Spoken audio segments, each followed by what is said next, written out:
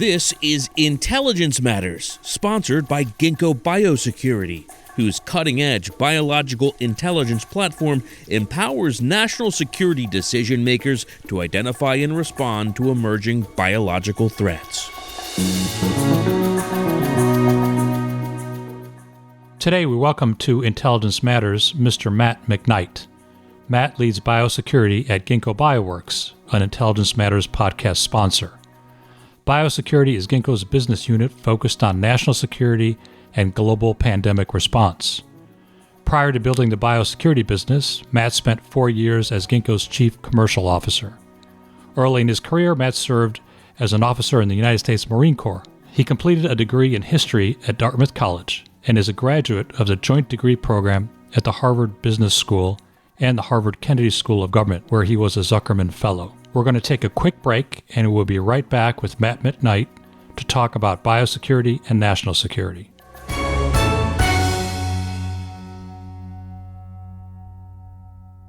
Biosecurity matters. What's biosecurity? It's the mission-critical industry safeguarding against 21st century biological threats. Biology doesn't respect borders. Ginkgo Biosecurity monitors critical assets and produces actionable biointelligence for national security decision-makers confronting biological threats, whether they are natural, accidental, or malicious.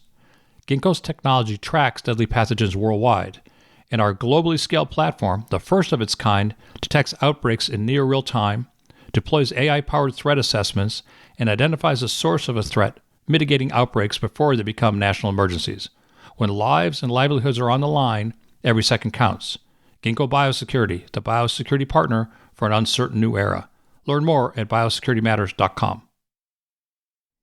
Welcome back. Matt, thanks for being on the podcast. Listen, this is a complex topic, so maybe we should just level set here and make sure everyone's at the same place. So let's start with, where is science and technology today when it comes to bio and programming biology? And so let's just sort of get the basics in before we get into more complex questions. Yeah, thanks, Andy, and I appreciate the opportunity to be here. I think it's a great place to start. And I actually think it's an important place to start both for bio specifically, but we can put it in a little bit of its historical context, especially for this audience. But the major point today is that we have been on this basically 30-year arc, but exponentially accelerating path to making biology a truly engineerable discipline. And the kind of core and best way to understand that, and people call it different things, engineering biology, synthetic biology, but the core and best way to understand that is that essentially all living things on the planet run on cells. Cells are manufacturing platforms, and those cells read DNA as their instructions. It is massively more complex than that, but DNA, A, T, C, and G, the double helix that everybody's familiar with, that really is the code set for all living things on the planet. And now we have the capability to read that DNA very efficiently. That's DNA sequencing. And we have the capability to actually print out any combination of DNA that we would like. That's DNA synthesis. So not just what people have heard of, CRISPR-Cas9, like cutting DNA. We actually can print out de novo instructions to put into cells. And then that's the third piece. We can put them into cells to tell those cells what to do, what to make, what types of things, how to operate. And so we're on this path to making the foundations of life programmable. And I think that's the best way to describe it. And I would just say one kind of big picture thing is since the beginning of the 20th century, we've done this first with chemistry in the 1910s and then with physics in the 1930s. Physics and chemistry came together to electrical engineering and material science to give us the computer chip. So this is really the last high school science discipline that we are taking from bench science into an engineerable discipline. And we can spend a lot of time talking about both the amazing economic outcomes that came from those previous transitions into engineering and obviously also their use in human conflict. So I think that for me is kind of a good level set to start. So Matt, if I had to liken this to something that certainly I'm more familiar with and maybe some of our listeners would be the sort of the computer revolution. Where would we be on that timeline for biology? If you just sort of think about how that evolved, where in that scheme would you say we are today? It's a fascinating question, and this is an area of much debate and frankly unanswerable because it's a different technology domain, right? But I will give you a couple ways to think about it. Maybe I'll give 3 triangulating examples very quickly. First, I work at Ginkgo Bioworks. One of our 5 founders, Tom Knight, actually came to MIT in the 60s as a computer scientist. To give you a sense of how he thought about this evolution towards programming cells, it was in the 90s that he started the first wet lab in the computer science department of MIT. So you could spend a lot of time with Tom talking about exactly how he saw this kind of parallel analogy with compute. But I would say that many folks would say we're probably back in the 50s in many ways, 50s and 60s, where you still have to have massive facilities to do this effectively. It's a nation state level investment, or certainly a very well-funded company level type investment, though that's changing very fast and changing faster than probably computers did. I'd say the second way to think about it is perhaps the analogy to 1930s physics. Right before World War II. There's a great book that I always point people to get their head around, I think, where the innovation is happening. It's called Tuxedo Park. It talks about Alfred Loomis, who was a financier in Wall Street in the 20s, who became a private funder, maybe an early venture capitalist, is the right way to think about it, of physics innovation. And he brought together the leading physicists of the day to do practical physics and focus primarily on radar, which we all think of World War II in physics as being a story of the nuclear bomb and nuclear fission, but it really starts as a story of the application of microwave generators and radar to defend against aerial attack and U-boat attack. And that was where he brought together the academics that were at the leading edge. Those are the Lawrences of the world that went on to lead the Manhattan Project, as well as financiers non-governmental. And that's another way to think about where we are today. The leading innovation in synthetic biology and engineering biology is happening in academia and in the private sector, in startups and in companies that are really on the frontier of what can be done. It's not happening in government. And so it's again, a different way of thinking about where we are, because so much of the compute revolution did start with government-driven demand. And this is a little bit different. So Matt, just same with all technologies, there's the yin and yang, the positive and the negative. And certainly this discussion about, biology, which programming biology, which can, help cure our diseases and improve our lives and our lifespans. But there's also the darker side of all of this, and that's sort of the threat part of it. And since we're sort of talking about national security, let's sort of delve into that. Where do you see the most pressing biosecurity threats today, either posed by natural biology? Certainly, we had COVID, or synthetic biology, and what in that mix are you most concerned about? Yeah, no, I appreciate the question, and I'm glad we're talking about it, and I'm glad you're taking this as a topic for the podcast. So the thing I think about all the time, I would say 2 things right off the bat. First, I think it is very important for us to be eyes wide open that in every period of human history physics, chemistry, where we have turned these technologies into engineerable capabilities for humans to pursue, we've done it because we've believed in the positive economic potential. And that has always borne itself out. But also, actors around the world, and in the case of bio, it will be bad actors, have seen the opportunity to use it in human conflict. So I think we have to be eyes wide open that your question about where we are going is that we have to 100% understand that actors will seek to use biology in ways that change the balance of geopolitical power on the planet. So what is that? Like, how do I think about that? I will posit that the most significant risk today is still natural threats, but I don't for this podcast, let's talk only about the human caused or the human potentially caused or purposeful threats, because I think it's really relevant to the national security community. My basic view is that you have 2 big risks from human caused or purposeful threats.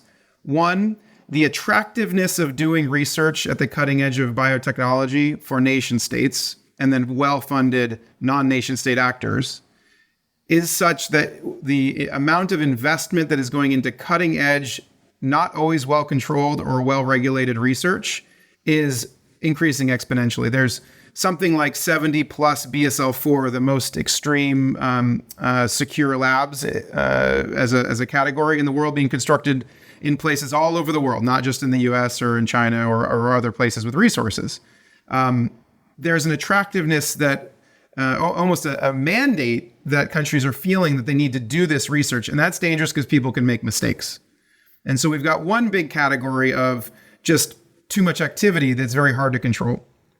The second activity is when I think people often think, oh, what is the extremely dangerous thing that a nation state actor is going to engineer? I actually don't think that's the lesson that we should take from the last period of the COVID-19 pandemic. The lesson that we should take is one that is reflective of how warfare has evolved over the last 50 years into less and less kinetic, more and more information-based, more and more misinformation-based, society-disruptive types of conflicts. And that is where biology excels. So we've just witnessed that really our economy was dramatically damaged. The debt to GDP ratio in the United States of America exploded during COVID, right? And hasn't turned around. Our political system was thrown into chaos, right? You can trace much of what has happened over the last 3 years from a polarization and voting political ecosystem conversation back to a biological event.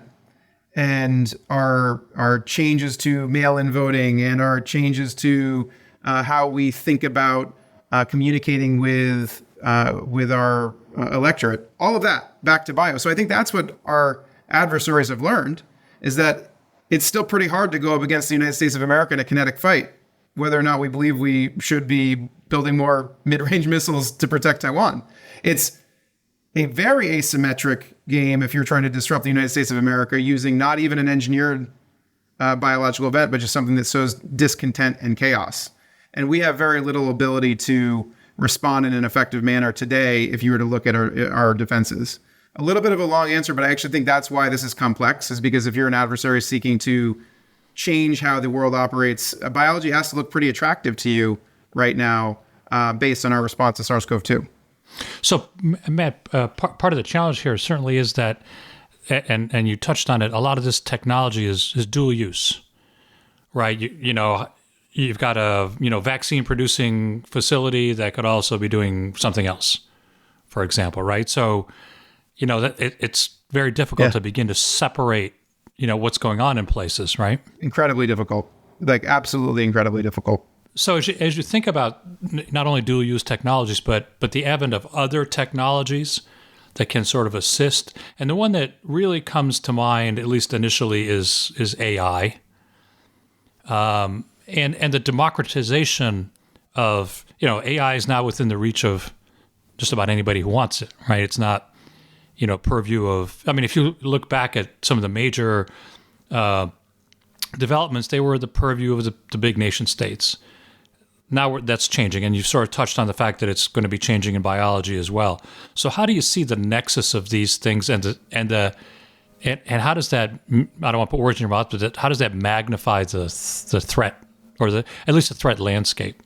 Yeah, no, it's a great and evolving question that we're putting a lot of thought into. I think the best way for the audience to really think about the framework of the problem is, maybe I'll back up one step, right, as it relates to AI. So in BioLand, BioLand crossed with artificial intelligence as we define it today, a push towards large language models and similar type capabilities. You've really got two big areas to be thinking about. Area number one is what we know of as the LLMs, right? GPT, you got ChatGPT, Anthropic, Claude, etc. And then the other side is, people have different names for it, but essentially applying the same methodologies into biological design tools. How do we use large language models essentially to read DNA and predict different structures for things like proteins to tell you what sequence of DNA to print out to put into your cell to make something.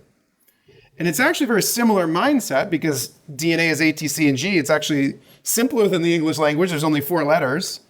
But it's also an alien language that codes for the foundations of life and how everything operates on the planet. So it's something that we don't really understand as well as we understand the English language, for example, which we invented.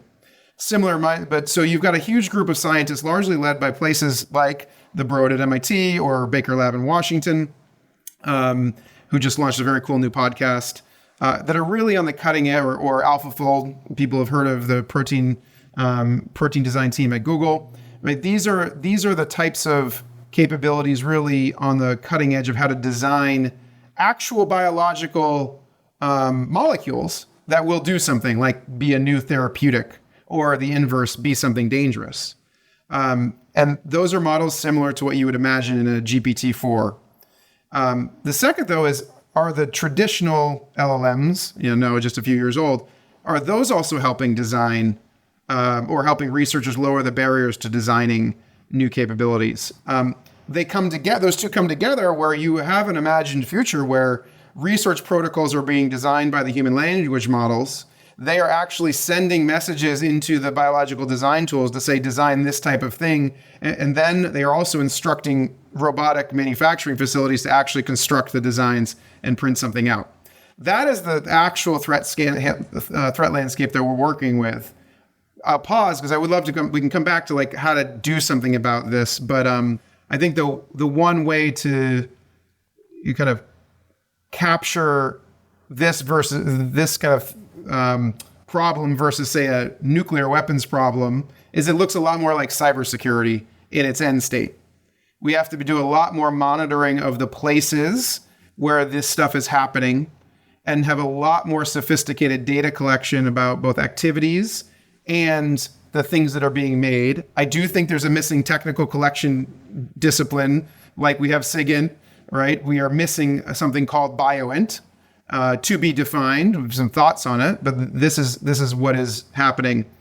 And one last point, in our favor, unlike cyber, we do have a physical digital interface that we can monitor. And maybe that's a good start point to jump off, but we do have a physical digital interface. And you can design all the bad biology you want. You still have to make it in a lab. And there's still a lot of resources required to do that in most cases. So we still have a chance to find the right places to intervene. So, look, Matt, this is a good place to sort of start talking about risks and vulnerabilities. And your analogy there to cyber, the one certainly big difference, the defense that we firewalls and antivirus programs and all that, those were like add-ons later, right? Because for the longest time, people didn't worry about that. Internet didn't exist. People didn't worry about that kind of thing. So those things got added later. And I'm going to guess where you're going is we have the opportunity to build those in from the beginning. But before we sort of get to that, as we think about the risk, you've already articulated there's sort of natural, right? COVID, Yep. Man-made. Yep. And that could be malicious, or it could be an accident, or, any number of things. But the vulnerabilities they create are same, right? You're not seeing a distinction there, right? No, that's exactly right. And so this is why. So as a framework, if you think about it, man-made or natural,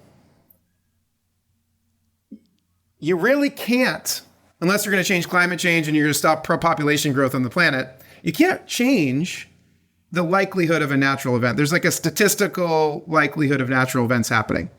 We can be better at responding, but we can't change the likelihood. The man-made event is an interesting one, is because in theory, and we have a lot of deterrence theory, you can change the likelihood that happens by disincentivizing dangerous research and increasing the costs for people doing malicious research.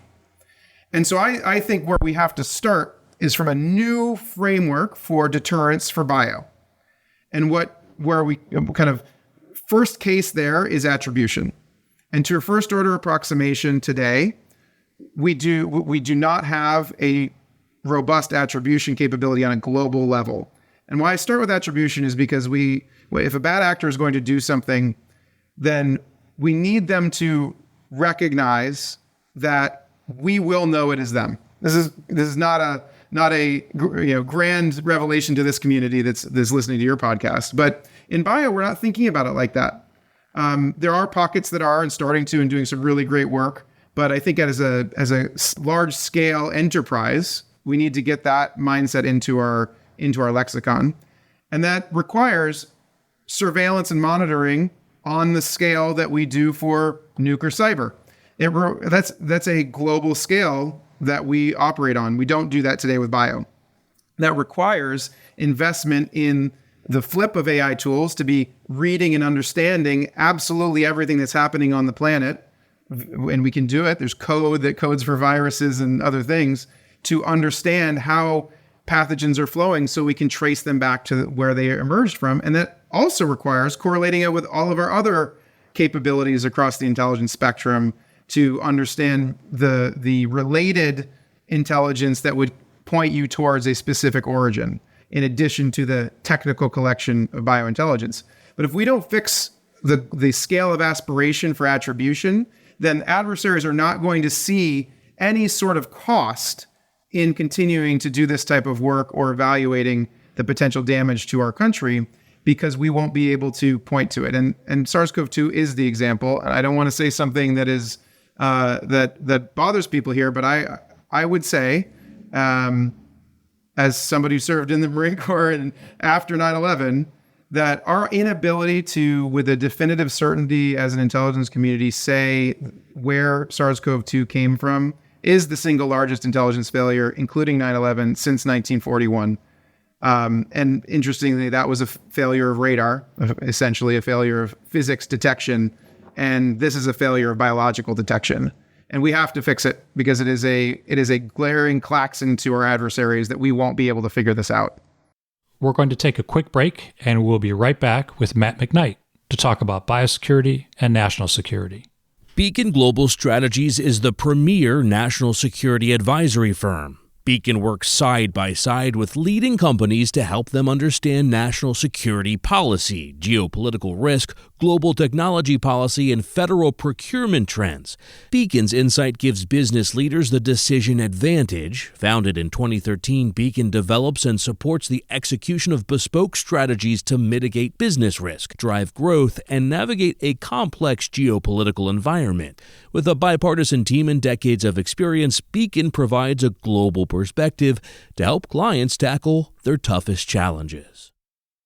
So beyond attribution, there's also early detection with the hope that, you can confine something before it has global spread, right? So it's sort of another piece of this puzzle, right?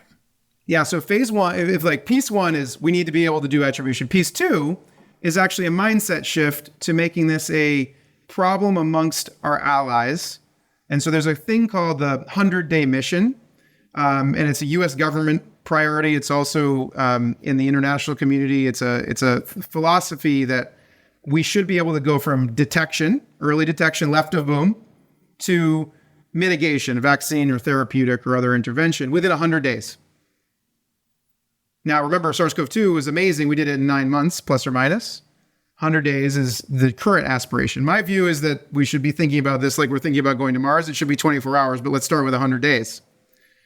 100 days requires us to work, actually, each country that is in our Five Eye ecosystem, in our partners in Asia, in NATO, in our major non-NATO allies, to install systems where they can do detection and response in their own countries.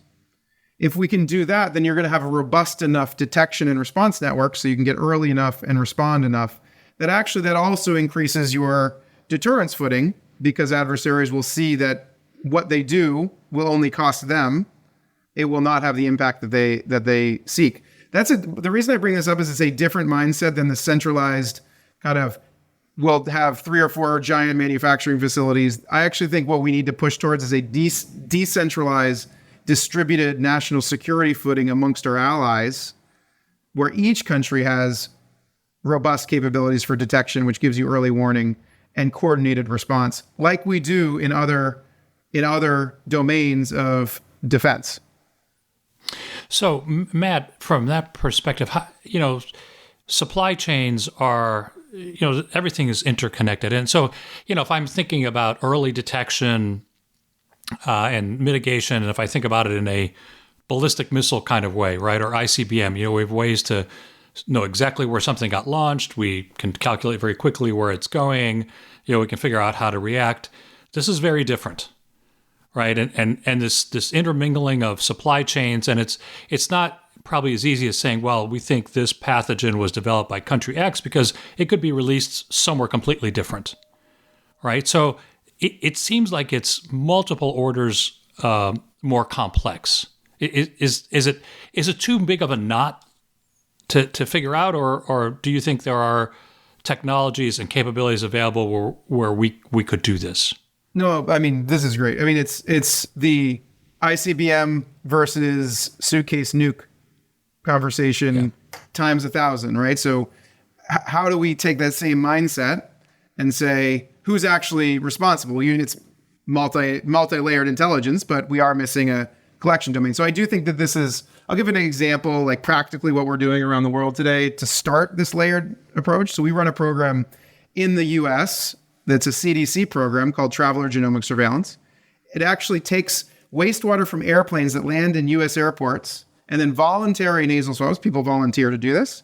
And as those airplanes land from different countries, we are pulling data via wastewater off of those planes. We put it directly on a DNA sequencer and use proprietary DNA sequencing methodologies to look for all the pathogens in a very deep way that are on that airplane. We've launched this same program in the UK. There are programs, and we're operating in Qatar, Rwanda, Botswana, a number of countries that give you early warning to start to build the data asset that you then need to track where something emerged from. It is not, I mean, this is my third analogy. If you take my Alfred Loomis 1930s and Tom Knight compute analogy, my third one is like, where are we in global monitoring for biology? Like, what era are we in? This is the era of the 1950s. We have invented the high altitude camera. We know that we can take pictures from 60,000 feet or 70,000 feet or whatever the U2 eventually took them from. But we haven't built the U2 to wrap around the camera yet, right? So we have the DNA sequencer. It's a big box. It breaks all the time. We have to get that forward. And then we can read the data we need. Now, interestingly enough, U2, I don't know exactly what the numbers were, but you got to get the guy in the plane in the suit. You fly over the Soviet Union. You land. You pull the film off the plane. You take the film to the dark room. Then you develop it. Somebody's got to analyze it and then write a report for the general, right? Like, what is that, 7 days? Something. That is what we are doing today globally in airports with building data sets of viruses and pathogens that are circulating. It takes about 7 days. Airplane lands, you bring it to a sequencer runs, you do a bunch of computational biology to interpret it, you put it into a report that's understandable, and then you make sense of it. So, Andy, I think we are so advanced in so many ways, we forget that in this like new domain of biological monitoring, detection, data asset building, we're like in the 1950s in bio. We can get to where we are today way faster because of the convergence of technology, but we have to have the aspiration and the kind of the intensity to invest in that global network. Otherwise, you are correct. It is a far more complex problem than tracking a specific loose nuke where you know where the uranium might have come from, right? Like, it is harder than that, but it's the same mindset. It's the same kind of idea of being able to track back and then trace things to where they came from. Matt, what's attainable? You just sort of described the ability to pull wastewater, then, of course, you got to sequence it and so on and so forth. What's really within reach? Now, what would be the ideal state, but not one that is so far out there that, we won't attain? What's just over the horizon primarily in speed, right? How quickly can you imagine we could do this? It's totally a great question. The ideal aspiration for a national security network would be the following. You can model it in different ways. There's about 8 to 14 airports on the planet.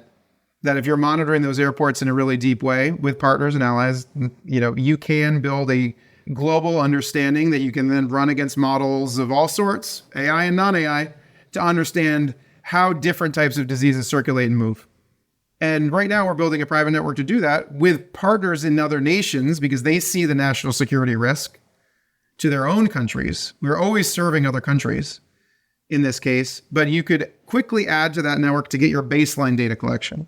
And then the second thing we really need to do, Andy, is identify the 40 laboratories on the planet that are incredibly high risk for dangerous research.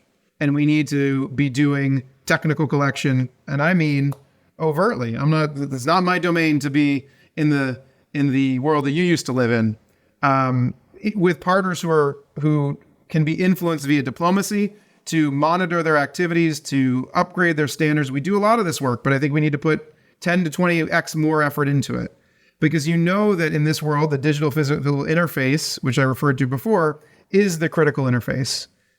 You're not going to make something dangerous just on a computer in biology. You have to try to make it physically. So there's laboratories around the world, and that includes domestically, and then engaging the top 10 academic labs around the world to push them to develop both protocols and new technologies for monitoring and defense from the cutting edge of the models that they are building. They are the ones that are going to be able to think about what security tools look like in a really, really creative way. Those are the three activities that I would do. Global monitoring via airports, borders, look at the high-risk BSL-3 and BSL-4 labs in the world and make sure we have robust actual monitoring, surveillance of the things that are going on, the people that are going in and out, because those are the people that will be the vectors. And then third, engaging the top laboratories in the world that are on the cutting edge of modeling new ways of doing biological design with AI and incentivizing them to also think about the safety component and the security component of the technologies that they're building. So this is a big statement about international cooperation and how, I can't imagine what you've just said could work without allies, partners, whatever you want to call them. But getting everyone to think the same way, I mean, certainly there are some allies who are going to be very like-minded, but not all of them, because there's attribute. So, if I'm, a country who says, well, I do want to help, but what if you detect something, going awry in my country, all of a sudden I get the X painted on me, right? Especially since this technology is becoming increasingly democratized in many ways. And you're right, the scariest stuff is going to be at big labs, but that doesn't mean, smaller facilities won't be able to do things that could be problematic, right? So how do you think about this international cooperation piece and sort of seat at the table kind of thing?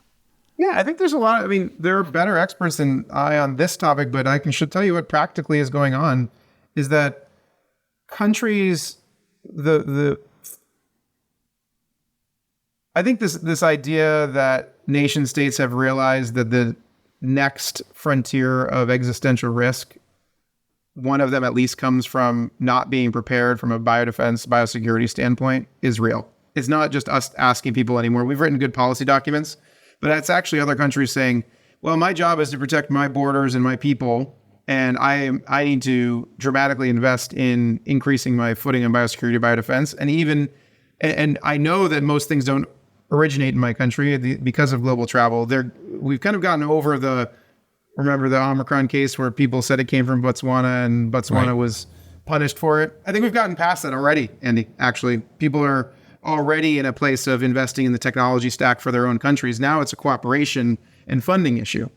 And I think we have lessons to learn from how we've done cyber cooperation, how we've done missile defense cooperation, right? I think people have gotten over the need. Now it's a question of leadership from the U.S. And I do think this is an area where the two things I would say on our side, we need to continue to transition from thinking about bio like a public health and policy problem and to think and treat it as a technology problem. Natural or man-made threats are biotechnology come to attack us. We need to think about mitigation and defense like we do any other technology problem, monitoring nodes, characterizing, prioritizing threats, developing patches, distributing patches throughout the ecosystem. And I do think it is not far away. We can mark my words in this podcast, and I'll either be very wrong or a good predictor of the future. Within a decade, we'll be having a conversation about something called the biodefense or biosecurity command, like we have cyber command, like we have space command. Within a decade, that will be a conversation on the table to unify everything happening in the US and amongst our allies around biodefense, because our adversaries on this planet, named in DoD and intel community documents, China in particular, have said that, I quote, biology is the strategic commanding heights of warfare. It is not, oh, let's have some chem bio suits. It's not, let's, think about this as a backwater. It is the strategic commanding heights of warfare. And in an era of engineered biology, of cutting edge technology, designing brand new ways of approaching this capability, we are going to have a unified defense approach. And we should be so clear that we are defense only. Why I think you call it biodefense command, because nobody wants, I truly believe we do not want a world in which we are in the offensive bio category, though our adversaries are already there. We need to be thinking about what that means. And so if you start doing that, Andy, and you put a biodefense command together, then you start unifying different parts of our combatant commands, different parts of our operating forces, and then you start leading our allies in a different way from a cooperation standpoint. So that's my general view. Treat it like a technology problem, unify our response, and we'll be in a much better place. One of the things that leads me to think about is regulation, governance and regulation. And I know this is a third rail issue for a lot of people. If you overregulate, then you squelch innovation. On the other hand, if it's Wild West, then who knows what you get.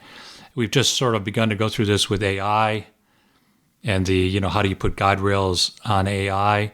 Where do you think the balance point here is for bio, and how the U.S. should think about? I mean, there's got to have to be guide rails of some type, right? It can't just be go do what you want. But where is that point where we're no longer competitive, or we'll find ourselves in a dangerous position if we overemphasize regulation? Yeah, no, this is a fascinating topic. We're just thinking, you think about this there's the camp of the world that says go, go, go, go, right? And then there's the camp of the world that says stop. Neither of those can be the right answer. I fall in the camp, Mustafa Suleiman says this very well. I won't pretend that I can say it better, but I do fall in the camp of we need to, one, build good systems to defeat dangerous systems. So there will be people that have the gloves off in development of capabilities around the world. So we need to err on the side of doing that, but then focus enough resource on the defensive systems. So, this is the good AI to beat bad AI, human-controlled AI to fight against AGI. I do think we need to think about it in that way. So pushing the envelope, but putting enough investment and resource around the defensive tools as we do naturally around the things that are creative in nature. Because if we restrain the innovation, we were going to be behind our adversaries. I'd say the second thing is the regulation needs to be sophisticated and led by people who understand what the heck is going on, right? And that is when I think about the kind of layered defenses that we do, say, in cyber, to your point, it's the interface between digital and physical. How are we monitoring what people are printing? There's a big movement to do DNA synthesis regulation. How are we modeling what they're printing so that we aren't selling DNA to people who can go, are we increasing the bar for what people can order for what they make?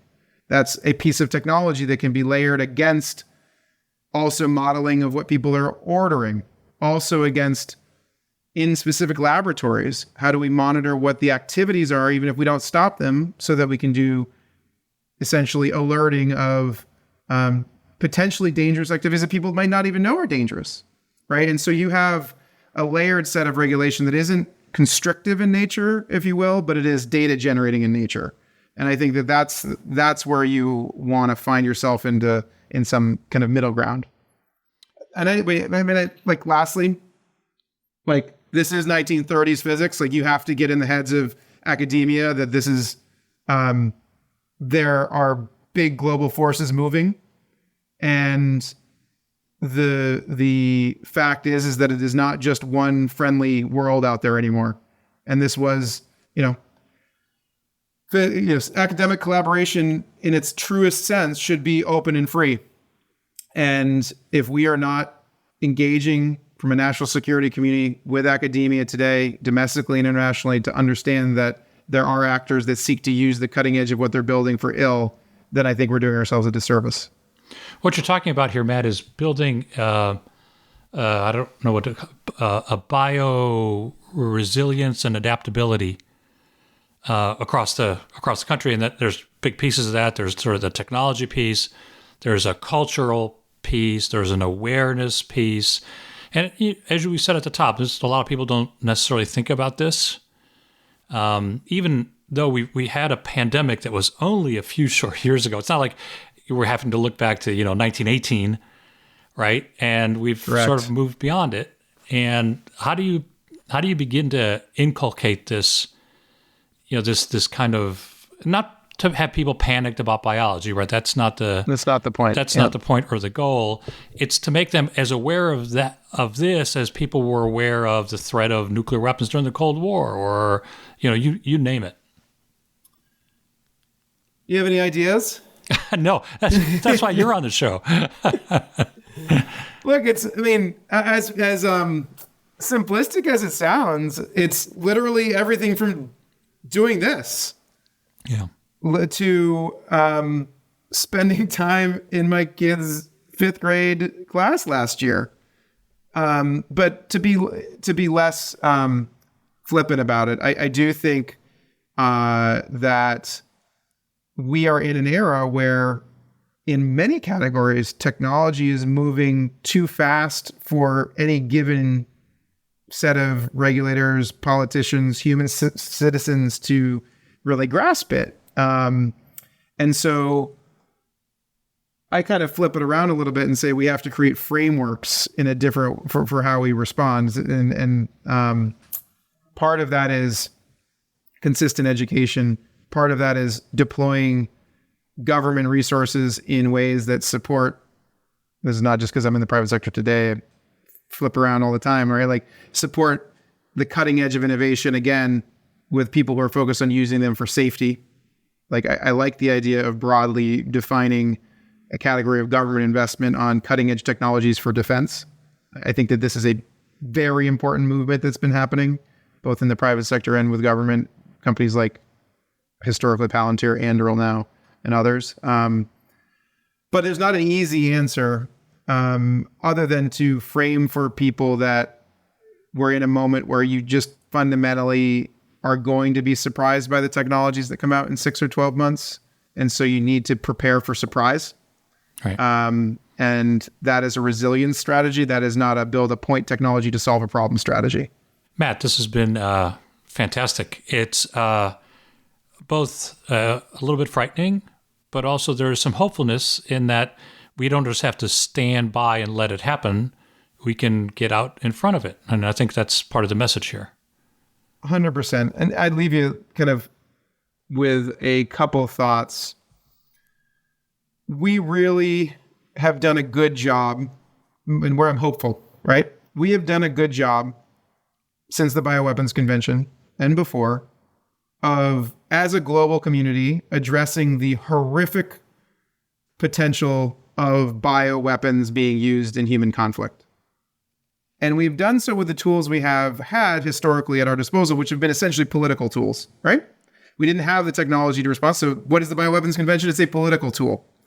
What is the WHO? It's a political tool to help coordinate health response, outbreak response. We should keep doing those things. They are critical to reducing the risk.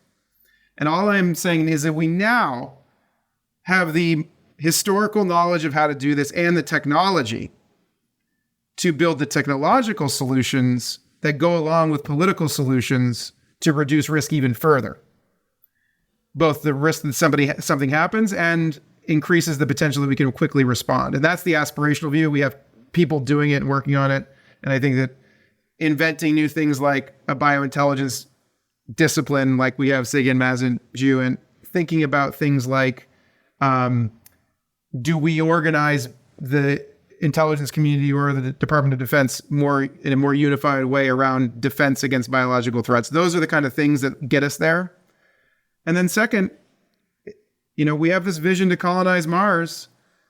I have a vision that is shared by many practitioners in the space that we should be building technology to get to a place where we are monitoring for biothreats anywhere on the planet, identifying them immediately, characterizing and prioritizing and deploying mitigation within hours or days, not months or years.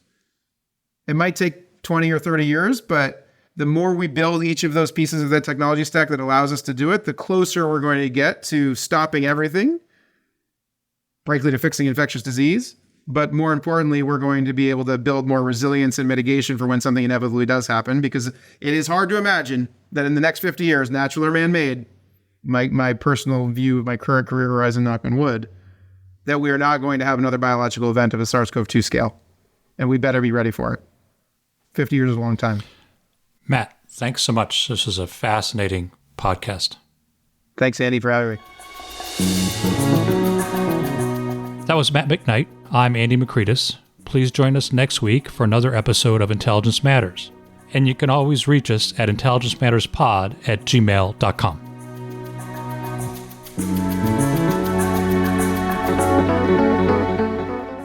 Intelligence Matters is produced by Steve Dorsey with assistance from Ashley Berry. Intelligence Matters is a production of Beacon Global Strategies.